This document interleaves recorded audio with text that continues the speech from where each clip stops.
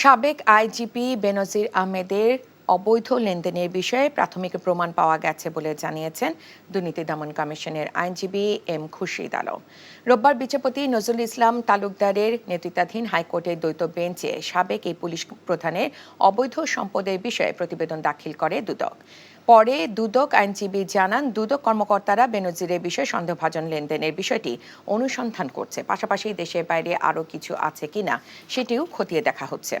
এর আগে গত 23 এপ্রিল বেনজির আহমেদের বিরুদ্ধে জ্ঞাত আয় বহির্ভূত সম্পদ অর্জনের অভিযোগ অনুসন্ধানের অগ্রগতি প্রতিবেদন দিতে দুদককে আদেশ দেয় হাইকোর্ট।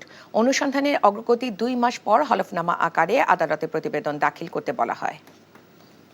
এখন জন্ম সনদ দিয়ে খোলো বিকাশ স্টুডেন্ট অ্যাকাউন্ট। নিজের বিকাশ নিজে কর।